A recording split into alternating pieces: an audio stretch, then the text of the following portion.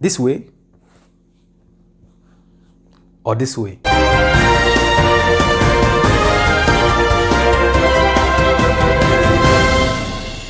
Yo guys, welcome back to another video. Wherever you are, special greetings to you, and don't forget, if today is your first time, please do me a favor by subscribing to the channel. Also, don't forget to hit on the notification bell whenever we drop video.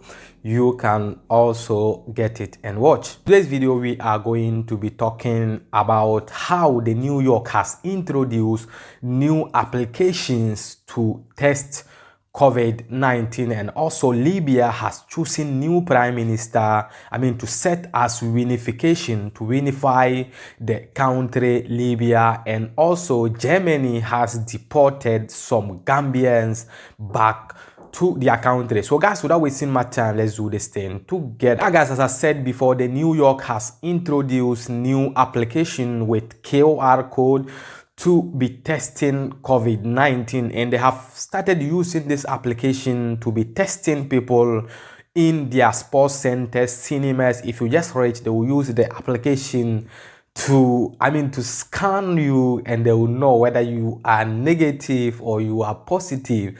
Since some people are struggling to look for the vaccine for this COVID-19, people are also doing their own thing to get some applications to be testing this COVID-19. This COVID-19 has been like something business. Now people don't even see it that is a disease that we are not getting vaccination, or we are not getting something to cure it, but people are rather using this COVID-19 things to make money. Because looking at this COVID-19 things, it has been like something like scam. You don't even know the real COVID-19. They are saying vaccines are there. Some are saying the AstraZeneca vaccine is not good. Some are saying the AstraZeneca vaccines are good. Some are even stopping the exportation, or some are even blocking it from it getting to another country. Some people are using it, some people are not using it. Some people are unaccepting this AstraZeneca vaccine, and some people are accepting it. But at the end of the day, we don't know where this COVID-19 thing is going to end. As day in, day out, we are getting some new information, new updates about this COVID-19, but we are not getting the cure. We are not getting anything, or we are not getting the solution to this COVID-19 problem. And now they have brought this application to enable them to be checking people, or to be testing people with this so-called application to be testing COVID-19. Guys, it's not easy at all. We don't know where the world is taking us to. About a year now, this COVID-19 is circulating, and they are not trying to get the solution, but they are rather trying to get applications to be checking this thing. And this application, if you download it, is it not some amount of money, or is it not some money that you are paying to download this application? It's a lot of money, and people are making money out of this COVID-19, since some people are still suffering on this COVID-19. So guys, let's go and watch that video. When we are back, we will give you the rest of the update, so stay tuned. For basketball fans, it's game on. Extremely excited to go to a game. I'm a huge basketball fan. They'll do whatever it takes to see their favorite team, including taking a COVID test. We got tested, and it turns out where we got tested, it wasn't valid. So now we have to get retested here. Or in this case, a retest. Not quite the crowd you'd expect here for a game night. Attendance is being limited to 10% capacity, and you have to have a negative PCR COVID test on your phone in order to get inside. Sports venues in New York are testing out a new app meant to verify the holder is COVID-free. It's a digital record, what some are likening to passports, allowing access to countries or nightclubs, currently being used to verify vaccination in places like Israel and China. Leading New York mayoral candidate Andrew Yang believes there should be more of this technology on the local level, in shops and workplaces.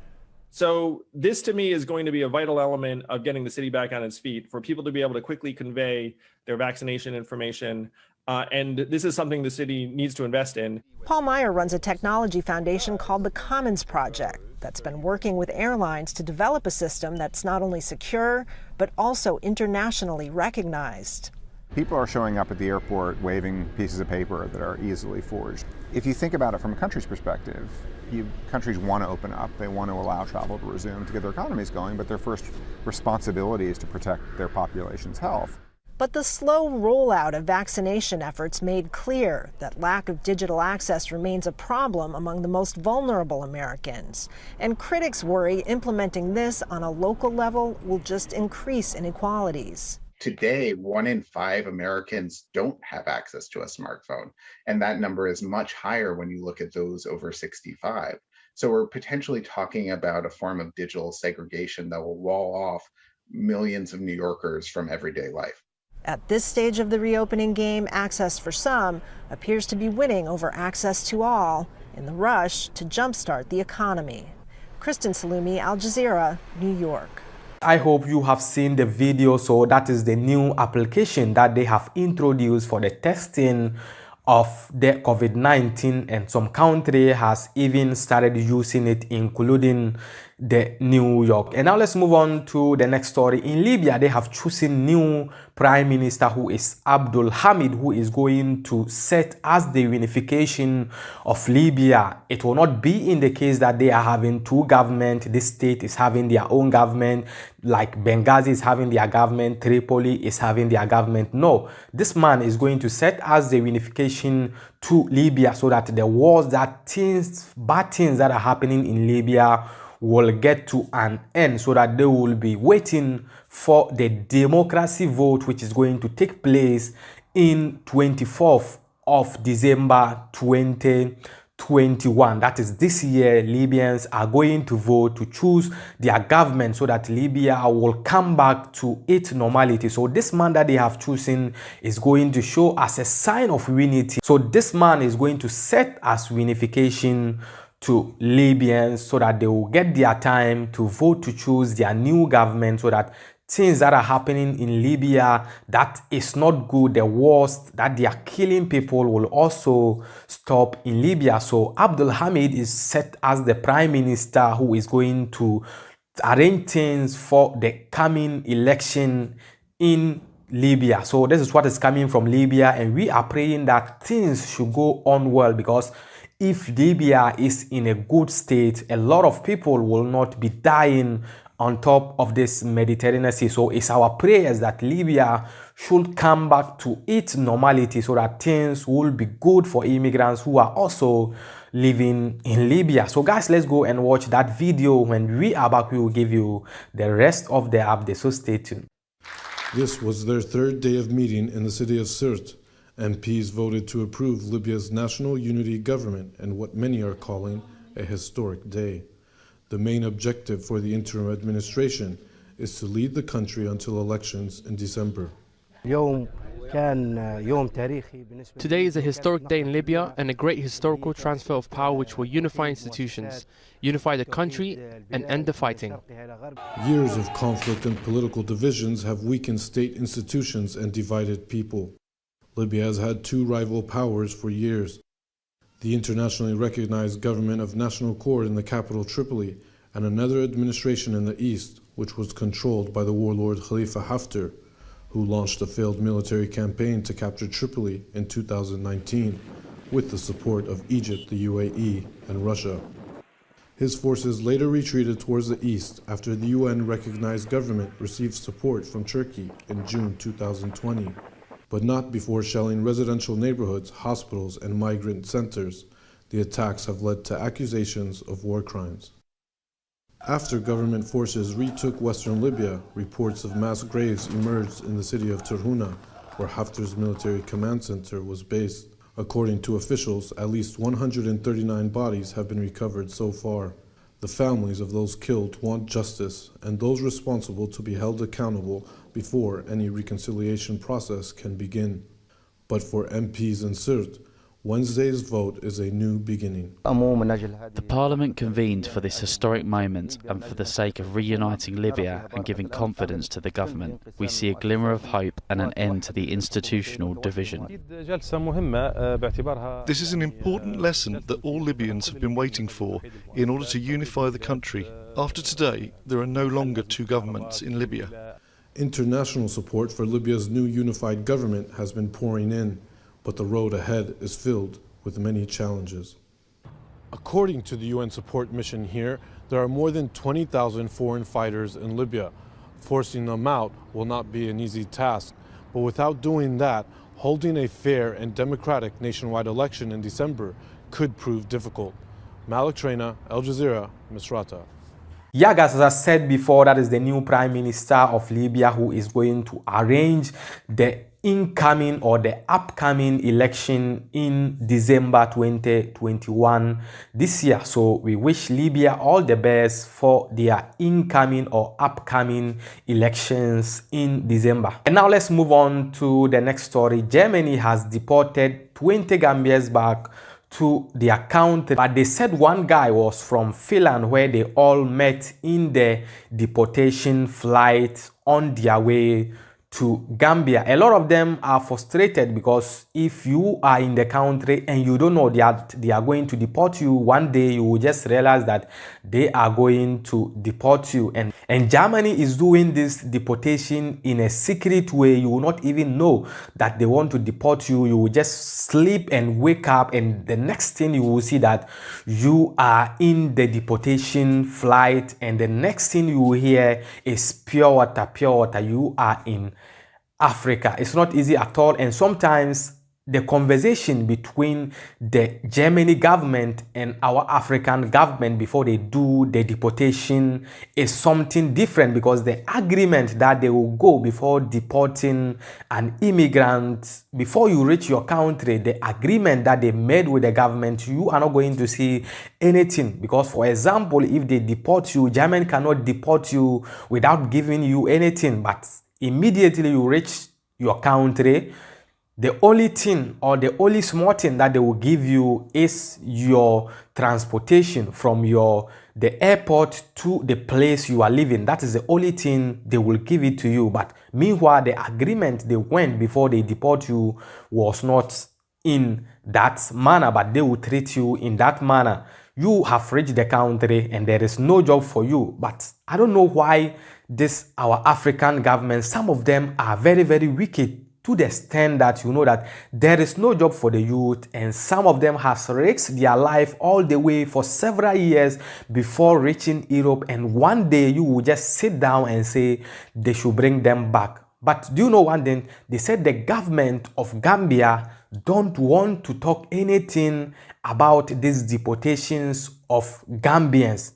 The Foreign Affairs Minister is saying Germany has said they are going to deport 4,000 to 800,000 immigrants. That means Gambians immigrants who are living in Germany. And these 20 people these people that they deported back to Gambia currently are part of the numbers that Germany are saying they are going to deport them back to the Gambia. But the government don't want to talk anything about it because he is working, he is safe, he don't have any problem. So if you are a youth and you come back and you don't have any job, they don't care. The only thing is that they have signed the agreement with the government that they should bring you back, and the thing that they will give them that small thing, and then they will send you back to your country. So let's go and watch the stories of these our brothers who were deported back to the Gambia. When we are back, we will give you the rest of the updates. More Gambians have their time in Europe brought to an unceremonious end.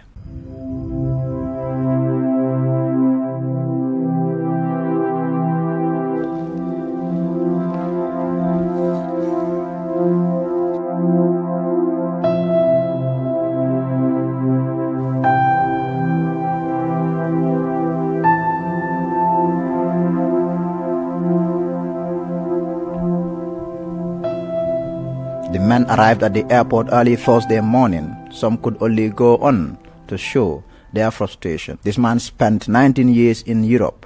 He too was deported. Me, I cannot understand the situation, how it's going, because some people go long time before this government thing, you know.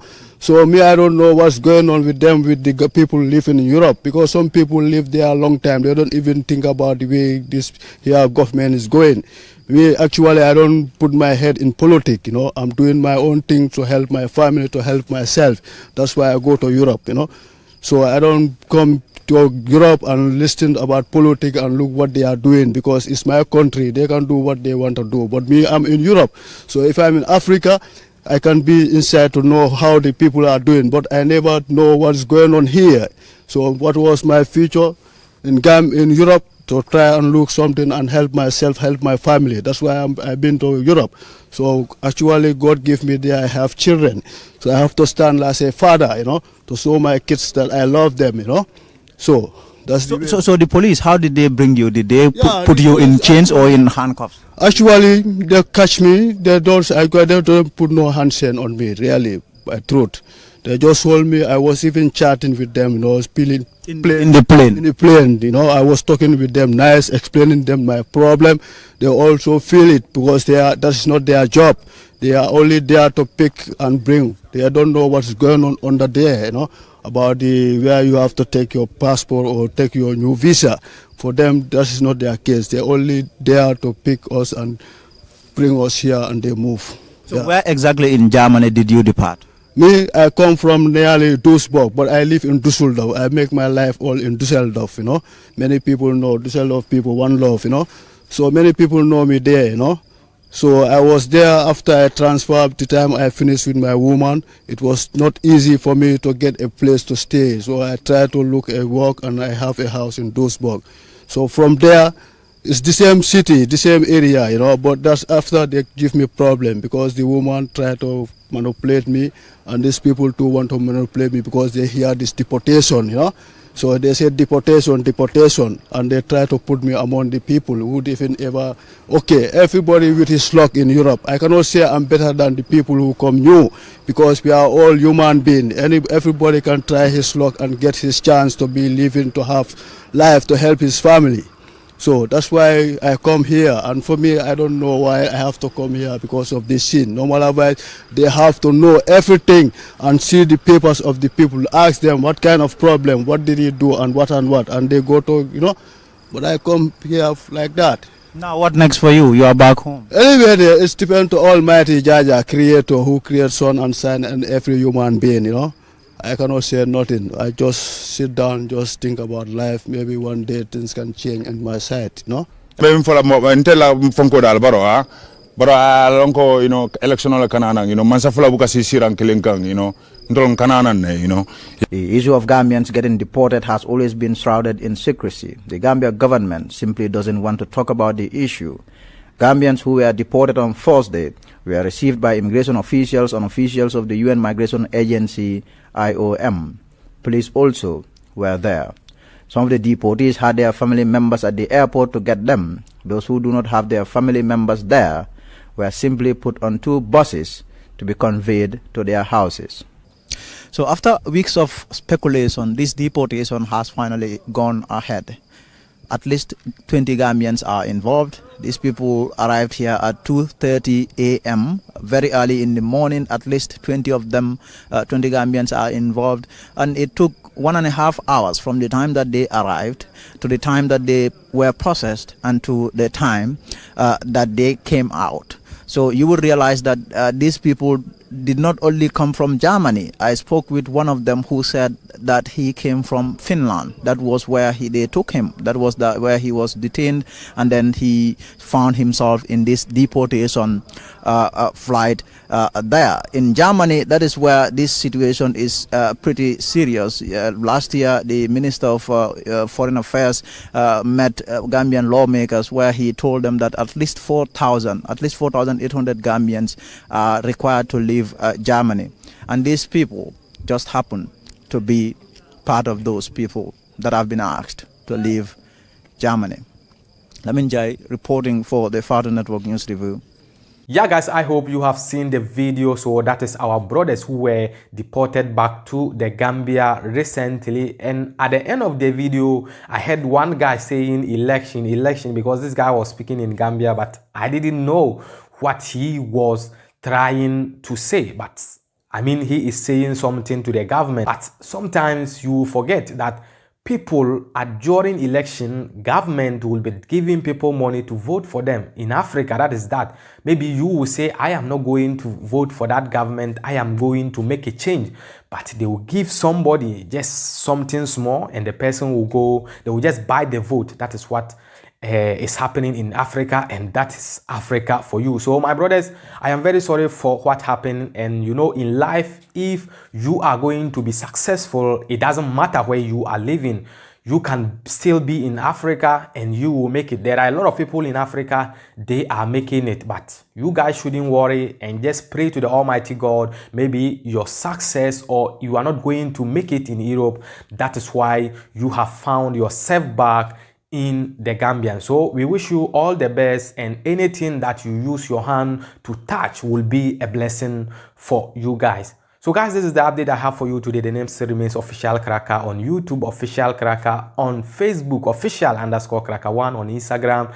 You can message me if you have any question, and if we have answer to it, we will give you back. So till we meet again in the next video, happy Sunday, stay safe and stay blessed. Peace out.